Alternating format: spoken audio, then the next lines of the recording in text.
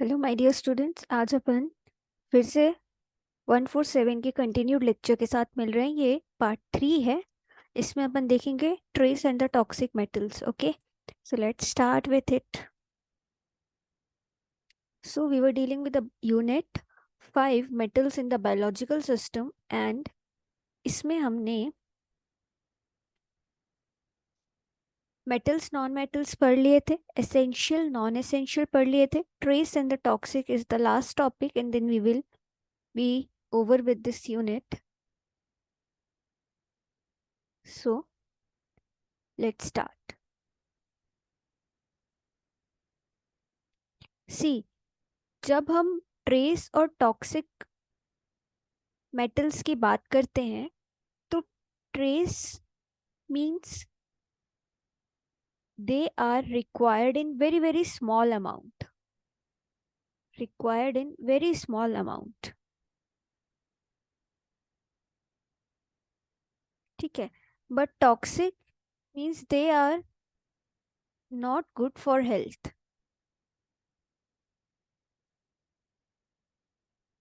not only for health, for environment, for plants, for animals, for everything. ठीक है, now so living system require metals या non metals in small amounts, they are known as trace. ठीक है, but और भी बहुत कम amount में, that amount is given by 10⁻⁻⁴ grams या इससे भी लेस। ठीक है, और moderate that is 10⁻⁻1 gram mole. तो ये सारे आएंगे ट्रेस एलिमेंट्स में या मेटल्स में।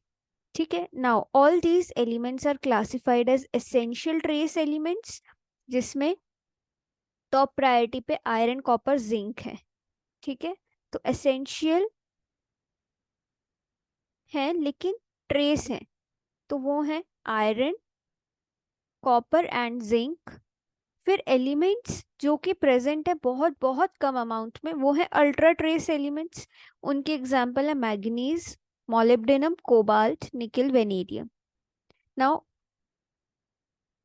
Hydrogen involve in biological system and S block elements जैसे सोडियम, मैग्नीशियम एक्सेट्रा, है ना, are the most abundant metals जो कि लिविंग ऑर्गेनिज्म में है।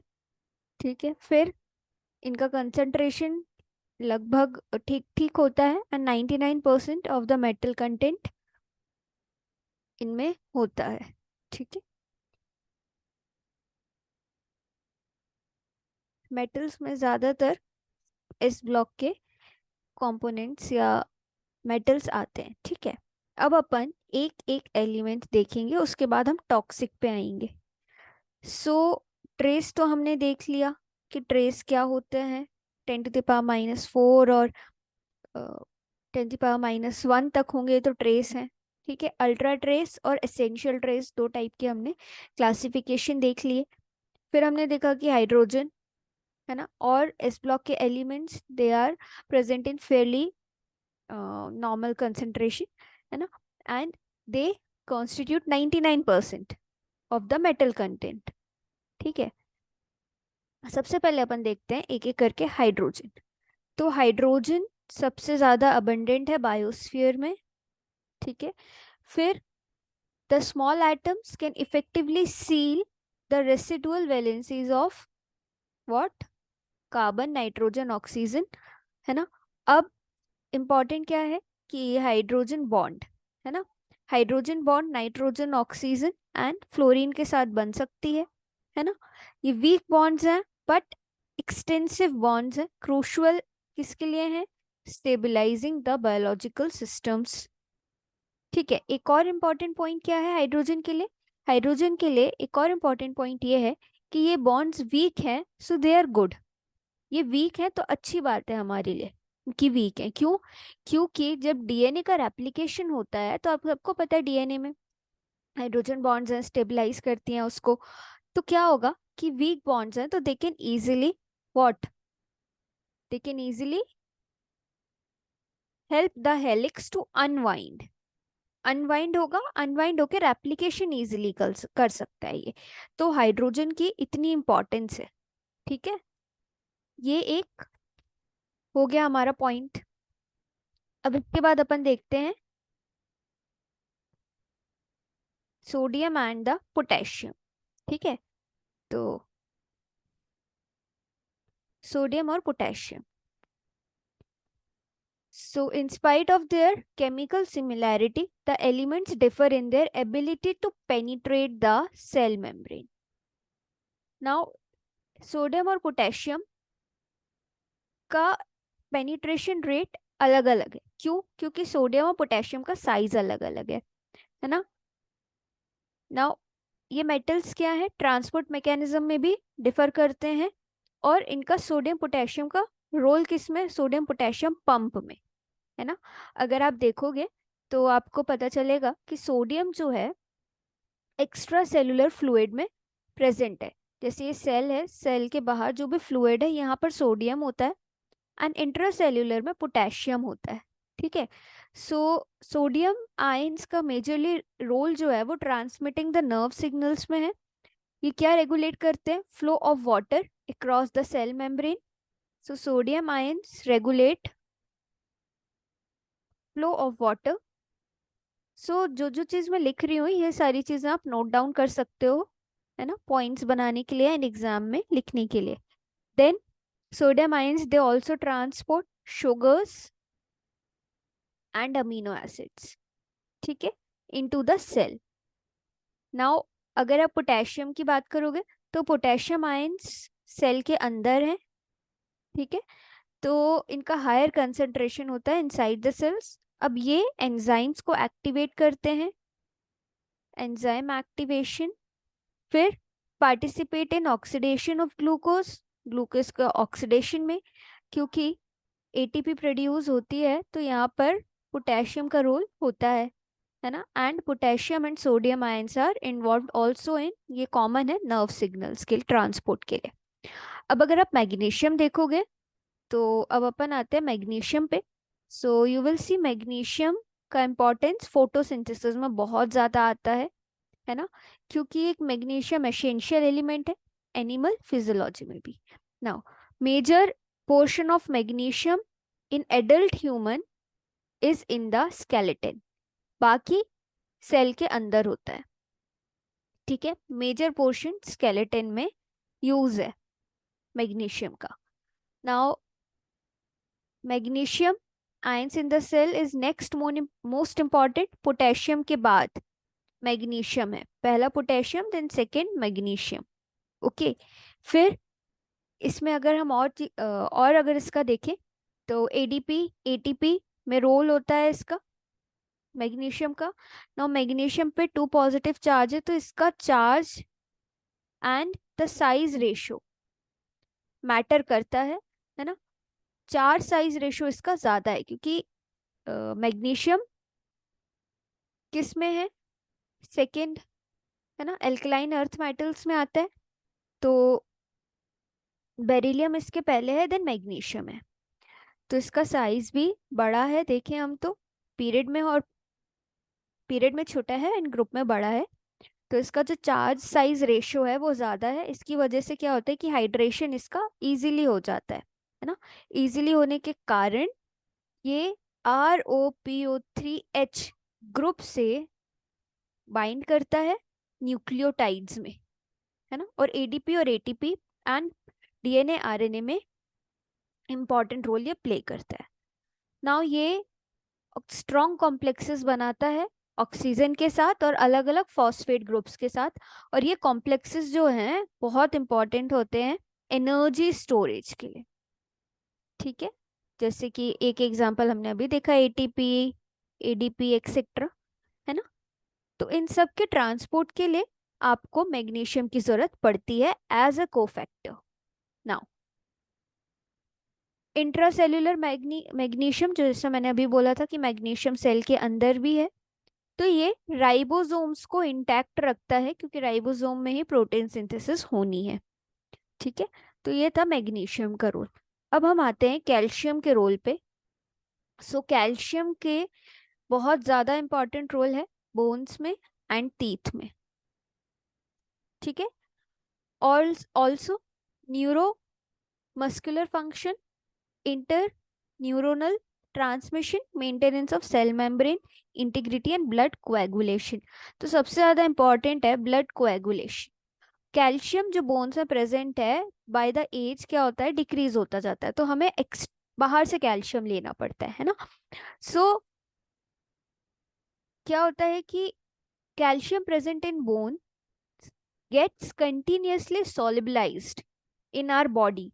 400 मिलीग्राम्स पर डे कैल्शियम हमारी बॉडी में solubilize होता है। Now the concentration of calcium in plasma is closely maintained at what 100 milligrams per liter। इसका मतलब क्या है, by means of the two hormones। दो हार्मोन्स इस लेवल को मेंटेन करते हैं, वो है calcitonin and the parathyroid hormones.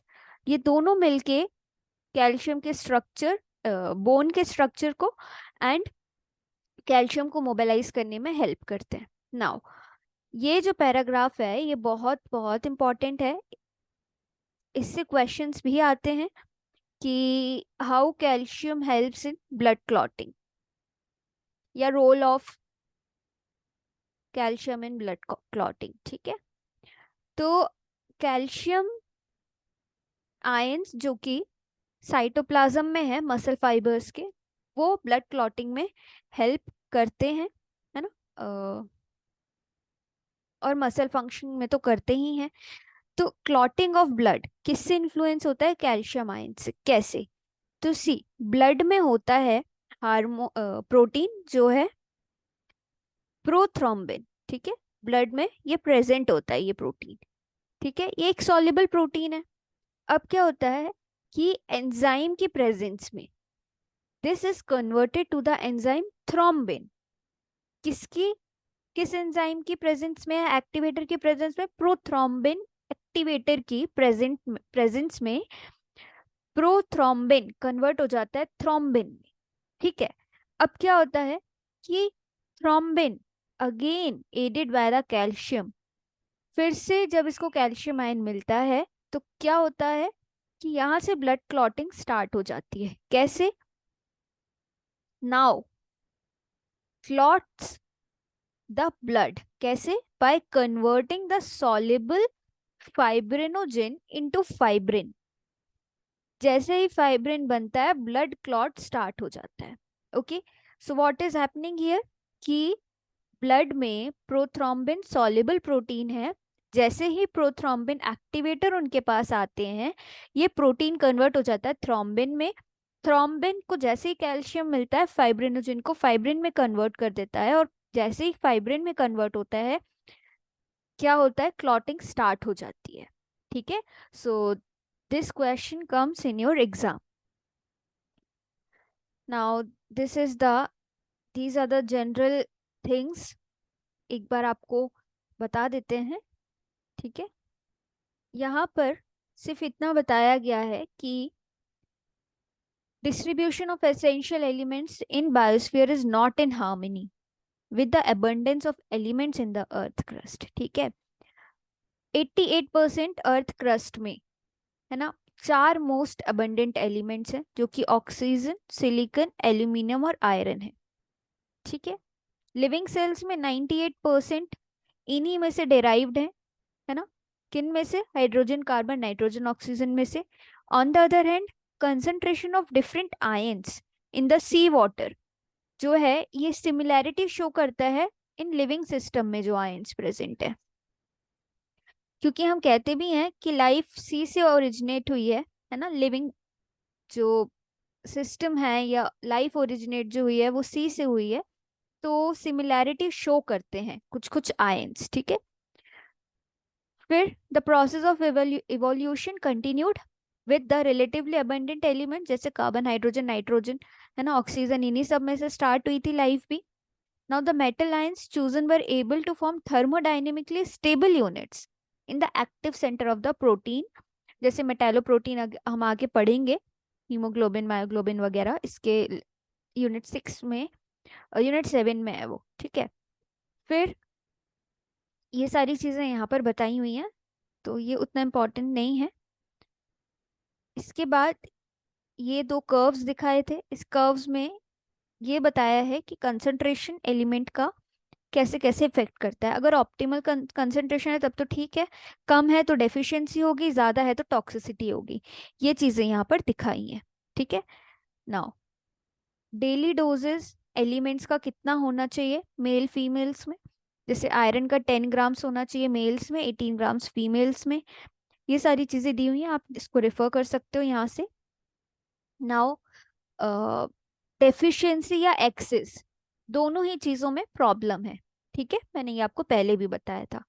क्या होता है, एक चीज यहाँ पर कॉपर की डिस्कस की हुई है, वो बहुत इंपॉर्टेंट है कॉपर का, कि elements, those element which interfere with the uptake of another element. ठीक है, one element strongly interfere with another element, किसमें, अपटेक में, उसको हम कहते हैं एंटागोनिज्म। ठीक है, ये टर्म आपको डिफाइन करने कभी कभी आ जाता है। अगर कोई एक एलिमेंट दूसरे एलिमेंट के अपटेक में क्या कर रहा है, इंटरफेयर कर रहा है, तो वो एंटागोनिज्म कहलाती है वो प्रोसेस। क्या है कि कॉपर में अ,